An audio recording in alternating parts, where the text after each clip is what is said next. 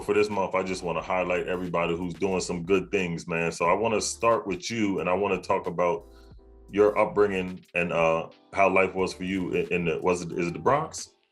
The Bronx, that's right. Okay, cool. Yeah. SoundView, man. So I guess I'll say my name's Derelle L'elie. I'm 33-year-old, black male, SoundView, Bronx, New York. I come from a good family. I'm gonna be real with you. Solid foundation, grandmother, parents, aunts and uncles, all married. You know what I'm saying? Very church and music oriented. Yeah. I got the best of both worlds. I got the gospel. My father was a rapper back in the day. He used to tour with Big Daddy Kane. You know what I'm saying? They're strong arm productions. Yeah. You know what I'm saying? So, you know, I had both of those instilled with me at the age of 8, 9, 10 years old. I play multiple instruments, organ, keyboard, drums. I write and produce all genres of music, rap, gospel, pop, R&B. Used to be a ball player until I broke my leg, so those hoop dreams, ambitions was going at the age of 15. You know what I'm saying? So, you know, it's funny, I always tell people when we talk, because being from SoundView, I'm pretty sure you know Kemba Walker. Me and Kemba Walker and his family used to be like this. We was on the same age.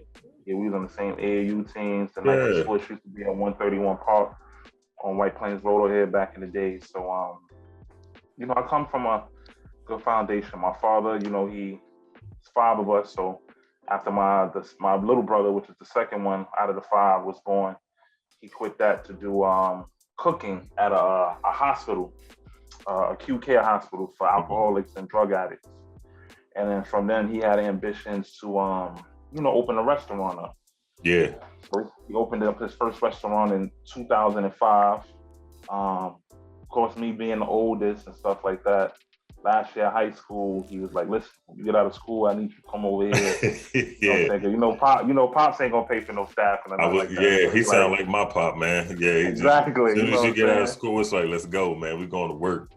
You know what I'm saying? So he's like, yo, you need to learn this. You know, it's 17, I'm 18 years old. You're not senior year of high school is. I know. You want to chill with the girls. You know what I'm saying? You ain't trying to leave school real quick to go work for 6 hours. Yeah. You know what I'm saying? And he had the first restaurant, Seafood Kings, up in Ogden. I don't think he called it Seafood Kings back then. I'm not sure what we called it. But Ogden, that's like up the hill in the Bronx. Not even a 3-minute drive from Yankee Stadium.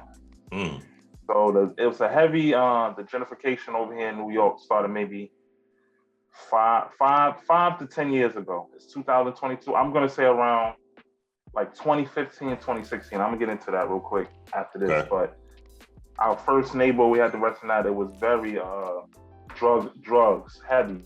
I mean, it looked like the 80s Harlem in 2005, 2006. So, you know, it wasn't a good turnout for us up there. A few years went by. He got another location on Bruckner out here in the Bronx. Good area, perfect area.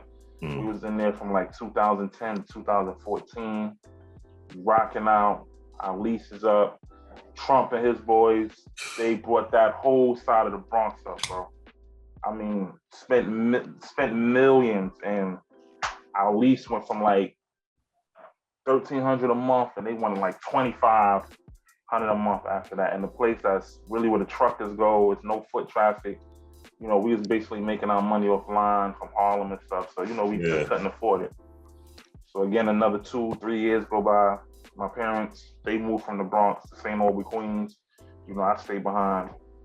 My little brother, Dalvin, who took into my father's footsteps, he's a master chef and singer at the age of 21. Right now, I call him the singer chef. You know, we call him Chef Dal. And he saw like an abandoned pizza shop in Queens. So that's the second Seafood King, which we have now. So we bought that spot. We bought that in like 2018. We opened it up in 2019, September 2019. You know what I'm saying? We rocking out, getting a steady little crowd, and boom, the virus hits. Everything shuts down. I was just about to say that too, man. But the virus was my family's gift. And I don't want to misinterpret when I say that, but when it comes to business, that was the best thing to happen to us. Yeah. Because from March till about May or June, the only restaurants opening up in a predominantly West Indian neighborhood. The only thing was open up was us, which we do seafood and soul food, and the KFC across the street. Oh, so you was booming. We were, that's the best numbers to this day.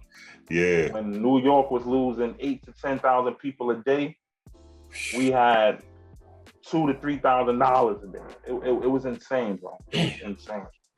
So we banking, we caking. My father's dream was also always be the first Black family, a Black man in the Bronx on City Island. That's just a strip with nothing but seafood restaurants, but it's 95% Italian and Jews. And I mean, the worst restaurant there profits $15 million a year. So in the heart of the pandemic, you know, all the cash that we had a little saved, you know, he tried to get that spot in 2015. It didn't go through. One of his boys, the day of the signing, backed out of it. That same spot, bro, he got Mother's Day weekend 2020. Mother's Day, too. Mother's Day weekend 2020. Man. So the spot wasn't a restaurant no more. It was like a real estate. So it took a lot of time, it took a lot of prayers, it took a lot of effort, it took like arguing, but we're here. You know, we was trying to open up for this weekend, but it's still a little minor setbacks, which is cool. You know what I'm saying? So we're trying to push for either the weekend of February 19th to open up. And man, it's just a blessing, man. It's the process. I never wanted to be in the restaurant game. I always wanted to do my music, you know what I'm saying? Do my instruments, writing for people and stuff. And you know, like I told you in the beginning, my father's words, like, yo, this is gonna be yours one day. 17 years later, look.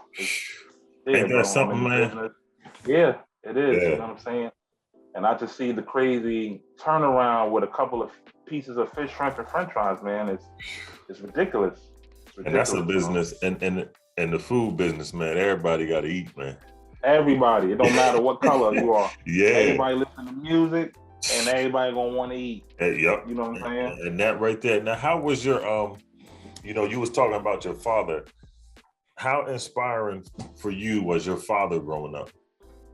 Very inspiring. He was always there, man. I don't care if him and moms had an argument. My father was always present. You know what I'm saying? You know, me being the first and being the first son, of course, and the first child of his, I'm not going to say he was hard. He wasn't abusive. I ain't one of them cats that he was just slapping us around and hitting us. You know, my father, he showed how to be a hard worker. If there's anything I got from my pops, is to never give up. You know what I'm saying? Follow your dreams, do what you're going to say, and just know, just already having the mind state and space like I already made it. You get what I'm saying? Never never have second question yourself. You know what I'm saying? That's one thing I got from it. Be always present for your family and always be a hard worker. Those are the two things I always tell people. And then the third thing, of course, is, you know, the music aspect of things. You know, like I said, he had his own joint, Strong Arm Productions. Even when he started rapping in the early 90s, he still was like, I would say something like the Diddy or Dr. Dre, his own label with a bunch of artists. So I seen a lot of cats. He had like 15, 20 artists on them at one time. You know what I'm saying? And I watched them as a kid come in and out the house, record music, stuff like that. You get what I'm saying? Different styles. So it's like, yo, I learned probably 65 to 70% of the things that I wanted to do. And I look back at it now, it's from my pops firsthand. And it's something too, because, you know, I got three brothers, and we always talk about my father, that, you know, he was always present in everything that we did as well. But, you know, that their generation, you know, how our fathers grew up, they really didn't say much. It was just how they moved. You know what I'm saying? It was just, and just as sons, you just watch that. You know what I mean? And then and you, even though sometimes, you know, you know, as we get older, sometimes we all kind of go off our own little path and everything, but you always come back right there to where. That's right. You know what I mean? And that's dope, man. That's dope. Yeah, and always, like you said, always come back to where it started from. You know what I'm saying? Little things. I catch myself I remember sitting in the back seat of my father had this 89 Cressida, yo. It was like, I mean, like when I got older, I was like, yo, this is the car that I want. You know what I'm saying? And I'm watching my, way my pops drive. Sometimes I catch myself driving like the, you know what I'm saying? You got a white feet in the front seat and you going about 80, 85 an hour. Yeah. You know what I'm saying? So like you said, it's not about, it's more so of what we saw. You know what I'm saying? The examples that they set. You know what I'm saying? Like, take care of your kids. You know what I'm saying? Love your wife. Always provide. A man should always have money in his pocket and a good pair of shoes.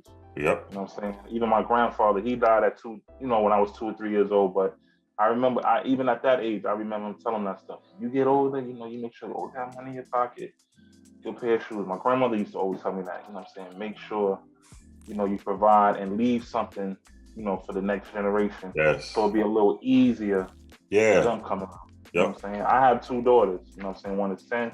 One just turned 10 2 weeks ago. And one is going to be 2 in June. So it's just like, those teachings now, they're more and more like right here because I have kids now. You know what I'm saying? And even you both see the direction where this world is going, and even for our culture. You know what I'm saying? So we gotta hold on to those family foundations. You get what I'm saying? Because you don't see a lot of families no more, man. You don't. I know. No, you don't. And it's funny too, because that's one of that's one of my daughter's 10. And my son is 5, and like you were saying, their upbringing is totally different, and you gotta really try to keep them close to you, man, because everything is just all the technology and everything. It just pulls them, and they're learning a lot more than what we did because they're exposed to so much more. That's right. You know what I mean? So it's like you said, the teaching is up here. You gotta teach them. You gotta teach them a certain way than what it was with us growing up, man. Yeah, and technology, I always say, is the gift and the curse. You know what I'm saying? Man. The internet is always going to be the gift and the curse. Like you said, you got to keep them up under the wing. Pray for them. Yes. We can teach them, and just like our parents, they can talk to us when we're young till they blue in the face. But we know when we got out of their presence or whatever, when we got to high school and stuff. I know. Yo, life. So you on your own. You know what I'm saying? You literally just on your own. And that's the scary part, man. It's just like me and your upbringing and the versus what they're about to experience, even going to high school. It's just a lot of stuff, man. It's, we can always get into stuff like this. It's just so much. But at the end of the day, like you said, my father and my upbringing and stuff like that, it got me to where I'm at now. And I'm just praying that same thing we try to show our kids, even the youth that's watching us, you know what I'm saying? Yeah. The people that see me on social media now, you know what I'm saying? They might hit me up, hey, yo, Rel, how you did that beat? Or, Rel, you doing a restaurant with your father? Like, I never even knew my father, wasn't even close to my mother and father like that. You know what I'm saying? Like, those are blessings. Man. Those are it is. Yep. You know now, your upbringing in the Bronx, how has that helped you? Because you said you had to, you got the restaurant about to open up. How has that helped you, your upbringing in the Bronx? How has that helped you in the business world? Yo, one thing, man. I'm gonna just be real with you. There's no friends in business. No, there's not. There's no friends in business. And that's the same thing, you have to apply to what I've learned, not so much as the streets, but it's just like up and coming. So an example I'll give is just like, high school, you know what I'm saying? I was pretty popular in high school. I was class clown or whatever. A couple shorties liked me or whatever. I always was one of the cool kids and stuff like that. Yeah. But at the end of the day, this might be your girl, but your man that's on the football team to start a football team. I know. Now these kids talking about sliding their DM. He might slide into our MySpace inbox. Yeah. And the next day you like, yo. You with X blase, and you just like, yo, may the best man win. You know what I'm saying? So it's the same thing in business. It's like, yo, you got to protect what's yours. You know what I'm saying? In business, and you just have to really focus. Just like in the Bronx, man. It was like, if you don't focus, there's so much trouble we could get into. You know what I'm saying? I had a couple of friends, they had pops or moms, why you didn't let me go to such and such party? I'm 16, 17, 18 years old now. And they like, listen, we trying to protect you from something. You know what I'm saying? So just stay focused on what you're doing. And then I'll get a phone call the next day, go to school one day. One of my boys, Trevon, he got killed, 17 years old. You know what I'm saying? Hey, man. You know what I'm saying? Going to a party somewhere in SoundView or somewhere in Washington. You know what I'm saying? My man T, he got stabbed up, just going to a regular party. Ain't troublemakers, you know what I'm saying? Nothing like that. Just, yo, if you getting shorties or you getting that attention, yep, that's just gonna be on you. And you they watch. So that's one thing in business too. Another thing, I'm praying we can do this and do it quietly. So many millionaires, black millionaires, men and women we don't really know about. We may see them boiling out in Beverly Hills. You're like, hey, you know what do he do? Or Dad, you see him at the light in a nice whip or something like that. Yeah, I wonder what he do. That's what I want to be. I don't really like the attention. Me neither. I know. You know what I'm saying? I don't really like it. One of my favorite Tupac lines was, "All I want is money, not the fame. I'm a simple man."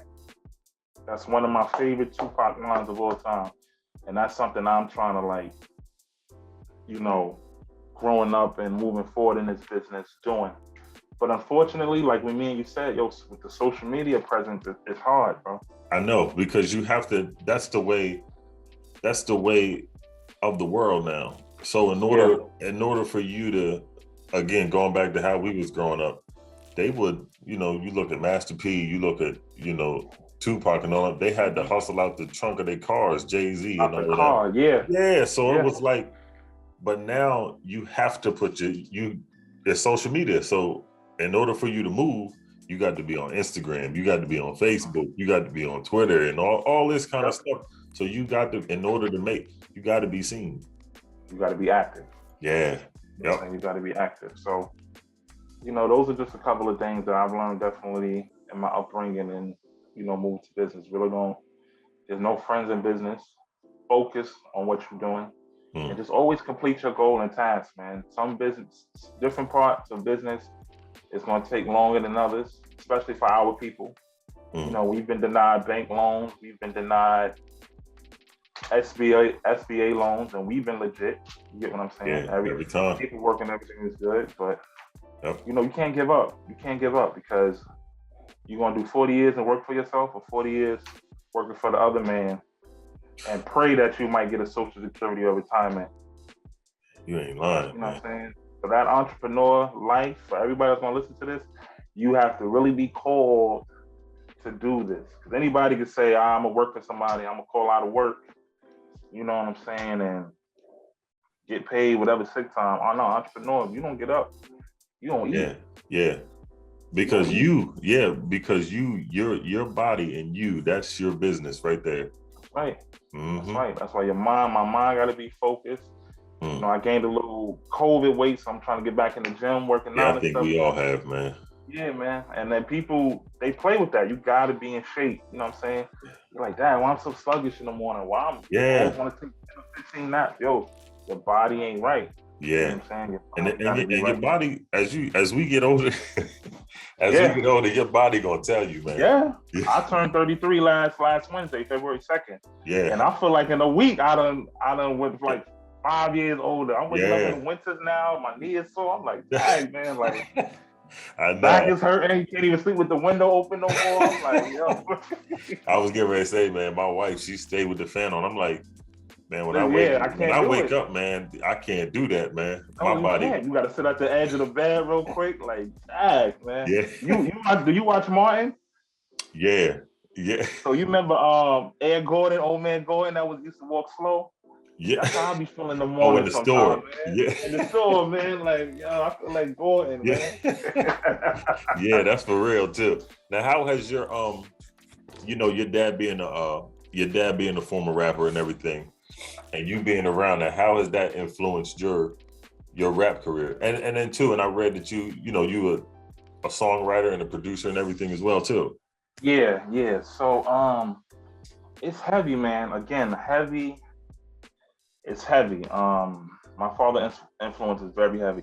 I seen at a young age, like, this is something that I want to do. I'm a people person. Mm-hmm. So when I'm around music is energy. Music is vibes. You know what I'm saying? You may not know, when we go to a club or something, you may not know a person, but yo, y'all vibing to that same Jay-Z song. You know what I'm saying? It's just, just an energy.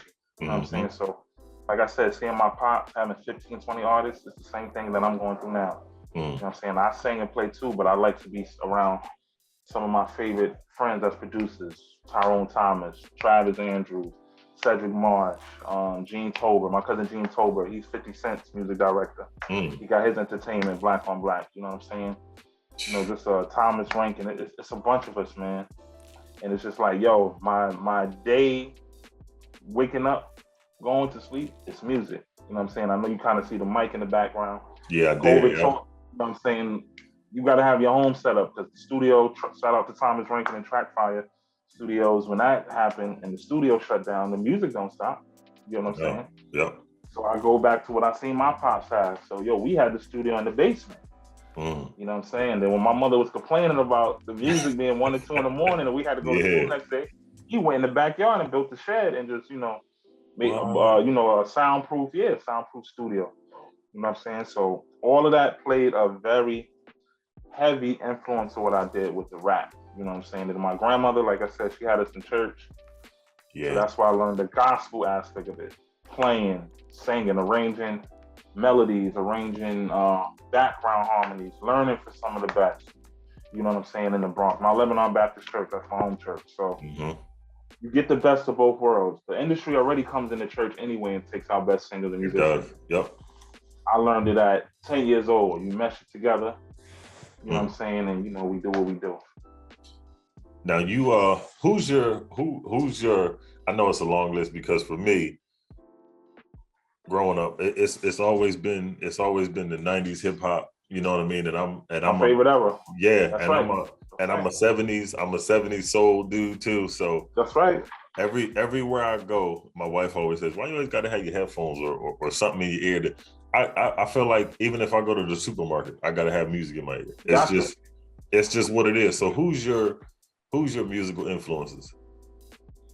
What I'm getting, 5 or 10. My top 5, top 10? You can, let's go top 10, because I don't think top 5 don't do it no justice. Yeah, man. Don't do it no justice. Yeah. All right, Michael Jackson, Tupac, Nat King Cole, come on, James Brown, Frank Sinatra. I think you might have stole my list, man. Yeah, Frank Sinatra, Hov, Jay-Z, Kirk Franklin, Marvin Winans, Prince, and if I had number 10, it's got to be a tie. It's got to be Rick James and Drake. Yeah, I'm a little all over the place. No, but you know what? That's good, because there's, like you said, music is energy, and in every genre, man, there's something good in it, man. There's some. It's the only one that I can't get with is country. I even tried. I even tried that. To now. Yeah, I even tried. It's maybe one day, but for right now, I'm sticking with the 90s hip hop, man. I'm good right there, man. And even you know what? Okay, I'm bugging.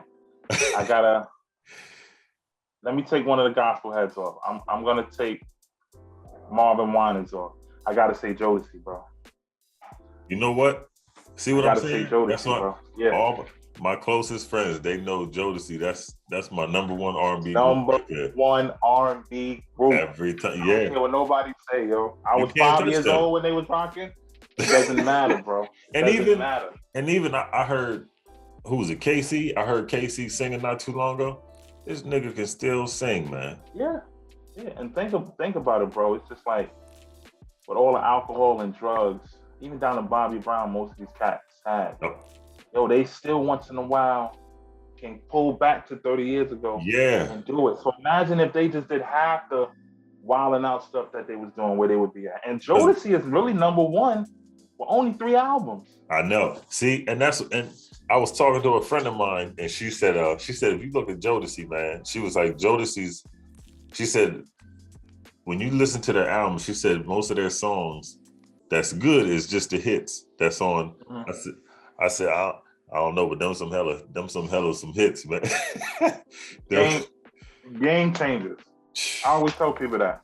I'm not a big Boyz II Men fan. They did their numbers. They pop. They worldwide. It's cool. Jodeci to this day are game changers. Yeah. Anybody, even this generation, can put on some Jodeci. Yes. And you can feel it. You can feel it tonight. Yeah, man. You had producers of that time talk about Devontae, how he was murdering them. Like, and again, all of them are church boys. It goes back to the church influence. They did quartet music like I did. Those are things that you learn and you just take it to the world and you just take it to another notch.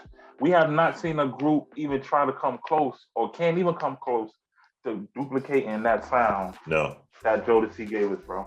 Because that's what, when you look at it, the New Jack Swing and all of that, they was trying to do that, you know, with Guy and all of them. And they was jumping. All them groups, they did their numbers. All them groups was going, but you wasn't doing nothing with Jodeci, man. When Jodeci dropped. When Puff and Andre Harrell signed Jodeci and Mary, the game changed. They went, because Biggie and Craig Mack and all them, they had the rap on lock. So when you jumped and got that R&B, it was nothing you can do with that. Yeah, nothing. And I always tell cats too, Puff may not play an instrument or back there doing this. Yeah. But to me, he is the greatest executive producer of all time because of his ear, bro, especially for R&B. Yep. Especially for R&B. He did good with the rap, don't get me wrong. But Puff is an R&B Mr. Miyagi. You know what I'm saying? And this album that he about to drop now, this summer, the Love album, he's been working on this since the pandemic. You know what I'm saying? I have a couple of friends that are like features, or their artists are like features, and they all telling me like, yo, this R&B album is about to be stupid, bro. You know what I'm saying? Puff, I remember in the pandemic, we was on major lockdown, he was saying like, there's no real R&B no more. Chris Brown, you can't really say R&B because he's pop. He's pop as well. I was getting ready to say, Chris Brown, he done ventured into pop more than anything. Yeah, man. I mean, the last real, to me, the real just straight R&B record we heard, bro, or good album was probably Confessions. And that's 18 years ago. 19 years ago. I think that was 2003, 2004. I think everybody felt that shit too. When that came out. Come on. We still playing it. If you go to the club right now, you can still play 7 songs off that album. I know. And it go hard like it just dropped last Friday. Man. You know what I'm saying? So yeah, Jodeci, GOAT. Yeah, they. Now you was talking about, you know, you got your 2 daughters. Now you being a father, what impact do you want to have on your children? I want my children, these 3 things, man. Always love God. Never leave the house without praying. I want that to be a daily routine for them. Second, always have your own. Never have to depend on no one. Mommy and daddy, grandma, auntie, brothers, sisters, they may not be here all the time. So always have your own. Always have your own money. Always have your own crib, your own car. You know what I'm saying? To set yourself up to be successful for the future. And the third impact I want them to have, and I want them to be able to pass down, like we passed down from my grandmother's, like, yo, it's love. My daddy loved us. My daddy loved his family. I want them to do the same thing. You know what I'm saying? A lot of people, again, it goes back to what I said earlier with my friends. A lot of our friends, even down to our generation to theirs, they haven't been loved. They don't know what a real family is. They never been to a family barbecue, a family reunion. You know what I'm saying? I want them to be family. You get what I'm saying? You're going to fight because we're humans. We're going to argue, we're humans. But always love and keep your family tight. Keep that family circle together. And everything else, you know, will fall into place. And this, you know it's something you said that, because yesterday actually I did a podcast with a married couple, and they got a nonprofit with teen, you know, helping teen moms. And we got to talking about their foundation and stuff like that. And just what you was just saying, because when I asked them, they said the one thing that we notice is, you know, obviously they're missing the love, you know what I mean? And they're missing that, they're missing that family unit. So in turn, with all of that becomes anger, you know what I mean? And it brings, you know, a lot of resentment towards people. So now when you see people who have something that you don't have, now I gotta get that from you. You know what I mean? So it's like, so you saying, that when we was growing up, it was always that family structure. You had your grandmother and you had your, all the way down, and all the barbecues, big families and all that kind of stuff. Right. And that's missing now. Yeah. You know what I mean? Yeah. I always talk with my wife. I said, soon the dining room table ain't gonna be. It's not there now, bro. It's gonna be non-existent because people get their food. Kid go up to their room. The other kid go over here. Yeah, man. There we go. Yeah, and why they eating? And it's like, what is this, man? Like this ain't life, man. When my daughters come over, that's why we don't listen to music. We don't turn the TV on. This is my grandmother's condo. I took it over when she died. So the dining room table, everything is still in good condition. Yeah. We eat together. I know. We talk about our day. We talk about school. Yep. You know what I'm saying? Even the baby, she but you teaching her to talk. Yep. You know what I'm saying? You teach her like, when we at the table, you know what I'm saying? We eating, but we conversating as a family. You know what I'm saying? Yep. When me and my girl, we come together, cool, eat together. You know what I'm saying? How was your day? Stuff like that. When we go to my parents' house, we eat together. Those are things that I still enjoy, even as an adult. Yeah. Thanksgiving is my favorite holiday, man. That's right. Thanksgiving, my family is Thanksgiving, Christmas, and Memorial Day weekend. Yeah. That's the weekend my father's mother died. I never got a chance to meet her. She died when he was, I think, 13.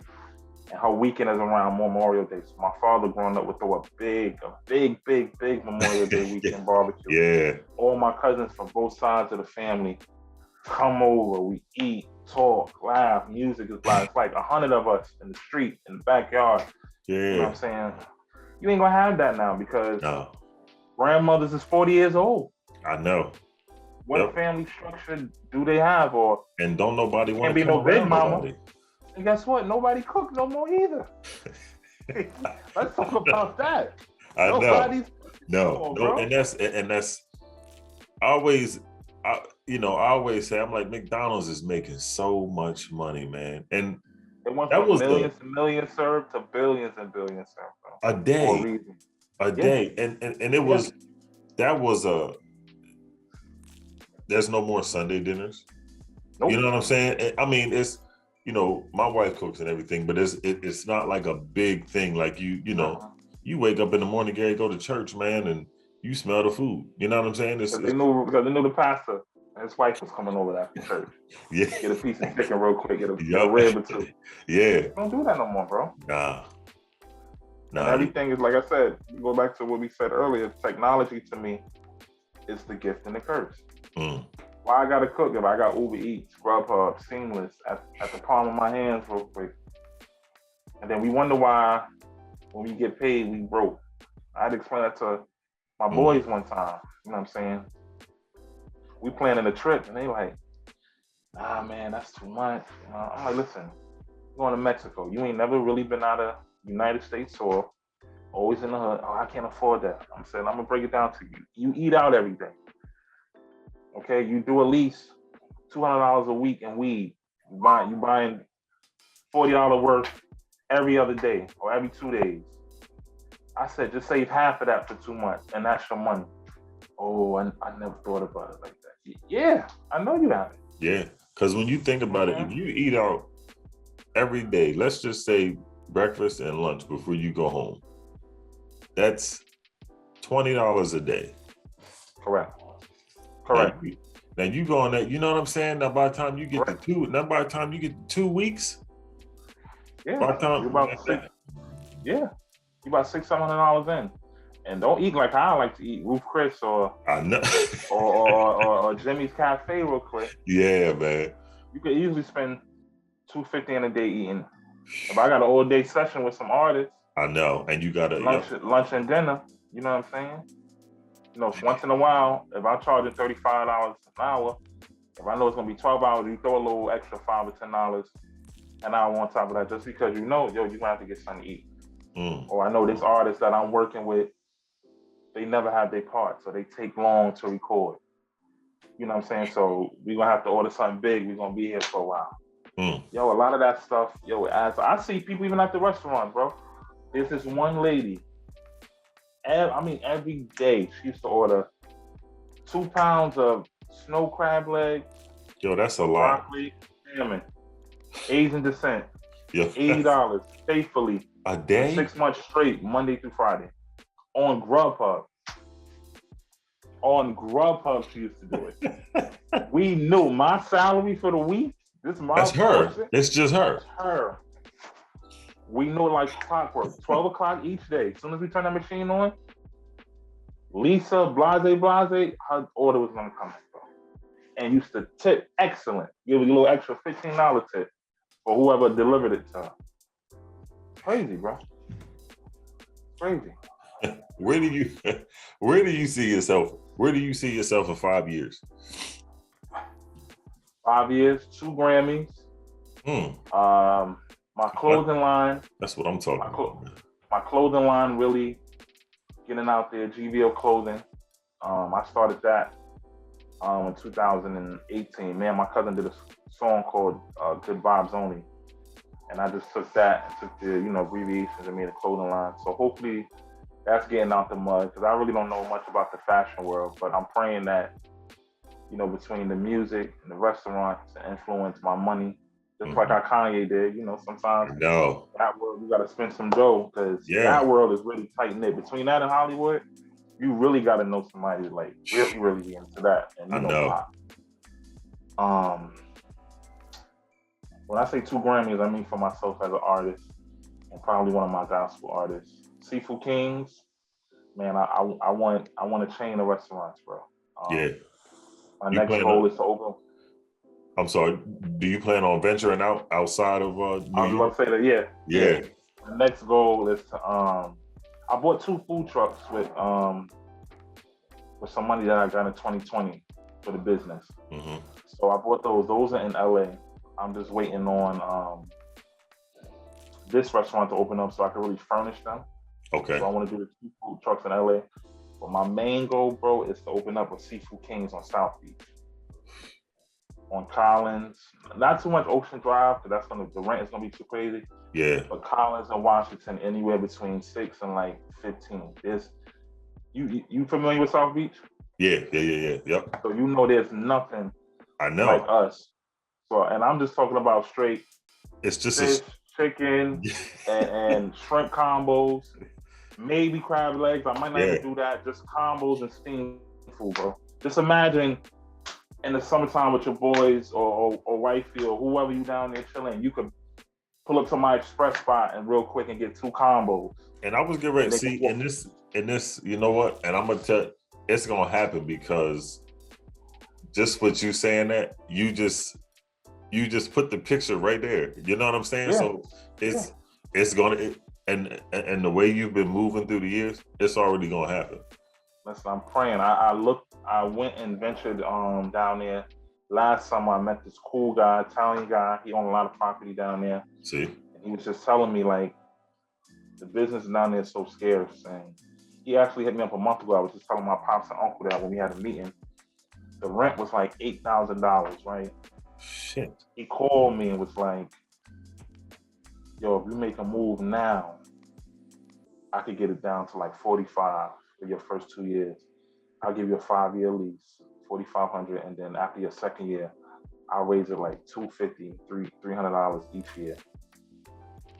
I'm not ready now. We about to open up City Island. Mm-hmm. So he said, listen, if you get it to me, if we can get something by at least by the end of this summer, just get you in there, I'll push it down to 35 for your first year until you get open. And then we'll do the same deal, 100. They're beasting for the clientele or whatever to come down there. Because they see it too. They need the money. Mm-hmm. But they also, like you said, they see like, yo, a black-owned fish and chip joint. And I'm not going with the soul food crazy sides. I just want something simple. You know what I'm saying? Yeah. Because down there by the water and all that, they not looking for much heavy. You know what I mean? No comfort food. Yeah. Yep. Nah, we don't need it. That's a legit, like you said, grab and go. Some cats might run, yo, let me get the steamed salmon or the steamed whiting and broccoli. That's still a grab and go when coming out of and that the shit Fountain sounds Blue or delicious. Club Story. Yeah. That You know shit what I'm saying? sounds Everybody delicious. done had about 5 or 6 drinks in them. They starving now. Yo, we gonna go down to 8th and Washington real quick to Seafood Kings real quick. And I can see it, bro. A line. I mean, around the corner, and we just combos. Okay, boom, boom, boom. Here we go. Give me a $20. It's simple math, bro. And that's my thing. I want to venture out to places where our people is either scared to do it, don't know how to do it, or just not ambitious enough to do it. And all three is cool. You get what I'm saying? But I know the vision God gave me and my family, even my pops. Yep. He's like that. You know, City Island was his dream. He got his dream. He's just like, yo, you go ahead, do what you got to do, take it around the world.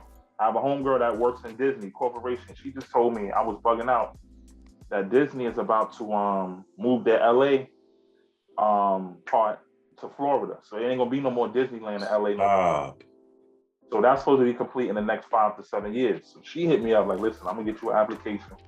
So when that really open up 2027, 2028, yo, you gotta have a restaurant in here in Disney. We ain't got nothing like that in life. It's already working. It's already done, man. It's already working. We just gotta go and get it. We just gotta keep grinding. Believe that you can do it. That's the number one thing. That's the number one. Yep. See yourself doing it. If you want to be a master chef, if you want to be the best rapper, you got to see yourself doing it. You got to see yourself doing it. And I don't care how many times people, and start. Exactly. Yep. I tell cats all the time, starting is not you, oh, I got to have money. No, it starts with a pen and a paper. You write down what you want to do. Yeah, man. And then, you make the connections and do it. And it says it, and it says it in the Bible. Write your vision down plain. Write it down. Plain. That's right. Just write it plain. You only got one life to live, so you better live it. And when you write it down, you doing that, you get to see it every day, and you holding yourself accountable for what you said you was going to do. Correct.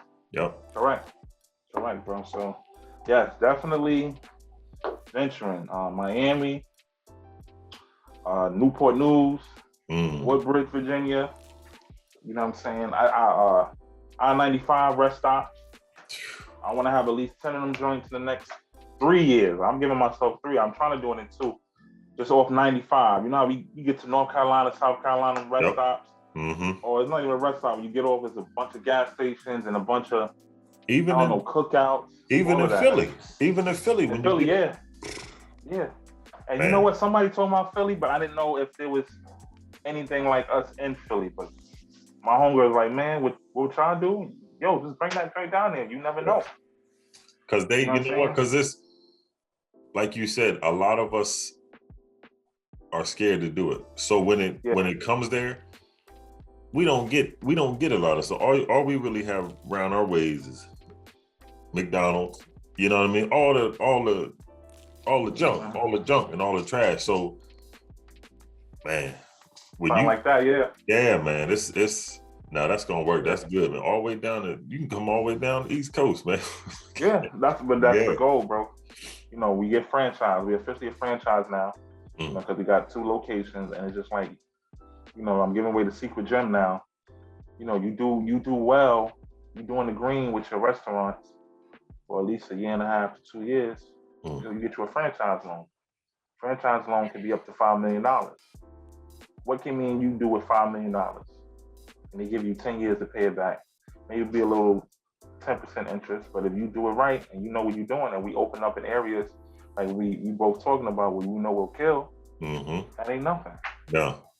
That ain't nothing. Because you can make that back. If you killing down, like you said, down South Beach, you can make that back in 2 years. And down South, it's easier because of minimum wage. Minimum wage is it's $7.75 in North Carolina.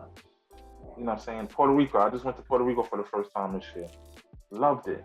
I'm thinking about bringing the Seafood Kings to Puerto Rico. And you know what's crazy? My wife is from Puerto Rico, so we went down there. This is probably my second or third time going down there. We went down there this summer, and as I'm riding around and stuff, going to different places, I'm like, this is like U.S. They making this like the United States now, man. That's it. Old San Juan. Crazy. Yeah, man. You saw the New York, the restaurant strips in Old San Juan? Yep. yo, all the way through there. And if their thing is $8.50 and we paying them a little $2 extra on top, yo, these cats is gonna go hard for us. Yeah, I know. That's what we in Fayetteville, North Carolina, and the minimum wage is $7.75 for a manager or a cook. And we coming down there like, listen, we're gonna give you our 10 to 12. Yo, you're gonna kill. You're gonna make the money. They're gonna be pumping that stuff out of there, man. Yes. You're gonna always have your workers. I'm praying that we can get everybody medical and dental. You know what I'm saying? Because I know how it feels to be working and we got no insurance. So I'm praying. You know what I'm saying? We make enough money, we cover everybody's medical and like I want to do it right, bro. You know what I'm saying? I know to be around cats that's been at the bottom. Me, I've been a janitor most of my life, you know, just to keep the money flowing for the kids. Yeah. You know what I'm saying? So I done did the hard work. I done scrubbed toilets and did it proudly. You know what I'm saying? Because guess what? Scrubbing toilets or stripping, waxing floors, it got me everything that I got now. Yep. You know what I'm saying? And it teaches got me the discipline. Nice that's what I'm saying. Some of the best songs I wrote was at 1 or 2 o'clock in the school or at Columbia University stripping and waxing floors. A melody might just came to me. You know what I'm saying? When I'm working. You get what I'm saying? Yep. You know what I'm saying? So it's just like, yo, it's non-stop entrepreneurship, man. How can I take this $600 from this check and make 16 grand by the end of the month? Damn. You know what I'm saying? Stuff like that. Yep. Now, where can they find you on social media, man? I don't know. Before we started, right before I done start following you on Instagram because when this video and stuff come out, I'm gonna be tagging you in it too. Oh, okay. Yeah. I appreciate that. Yeah. So the music is let me get the exact. It's Smglelie artist page, but you know we be having these little. So it's KING_LELIE. You can follow the Seafood Kings page, CSEA _food_ Kings with a Z, KINGZ. And the clothing line is GVO _clothing _. Cool. Those are my 3 main pages where you can see the food, see the music and stuff like that. The movement, once we get City Island and everything opened up, I'm going to SMG Comedy. That's the name of my label, SMG Smooth Music Group. Smooth was my nickname when I was a kid. Yeah. And I used to be a heavy comedy promoter at 19, 20 years old. So that's my heart. You know what I'm saying? Doing comedies and stuff. Yeah. Right now. And listen, I'm trying to look for the next best upcoming acts and stuff like that. Once this COVID stuff is over, people gonna want to be going outside. You know what I'm saying? I know. And they're gonna need to laugh. Yeah, they need it. They need it. You know, I like the social media or the virtual comedy shows, but it's nothing like being in a theater with 5,000-10,000 people. You know what I'm saying? And everybody just laughing together. Yeah, and you can just feel that good energy, man. Yeah, exactly. And just be on the lookout for a lot of stuff we doing. You know, we gonna connect. Oh yeah, word, yeah. Because I'm planning on coming down to New York, man. So I'm gonna have to come down there, come see you, man. Yeah, come see me, man. You know, hang out. You know what I'm saying? We eat. You know what I'm saying? You know, just talk about life. This is, I appreciate your platform that you have. You know what I'm saying? Because a lot of us don't get that recognition or shine. You know what I'm saying? Yeah. You know, you presenting it to the world and everybody. So thank you. You know what I'm saying? I appreciate that, man. Yeah, we'll talk. I appreciate that, man. Okay, so I appreciate you, man, for coming on my podcast, man. And again, man, you gonna win, man. I'm inspired by listening to you today, man, and everybody watching my channel and my YouTube channel and everything. I'm gonna have everything for you. I'm gonna send everything over to you. Okay. So you can go check it out, man. So I appreciate you joining my podcast, man. Thank you, man. Shout out to Raven. Thank you, Raven, for connecting us too. Yes, man. Thank you, Raven. Appreciate you, Raven. Yes, that's a fact. Yeah. All right, Brody. You're on YouTube, baby.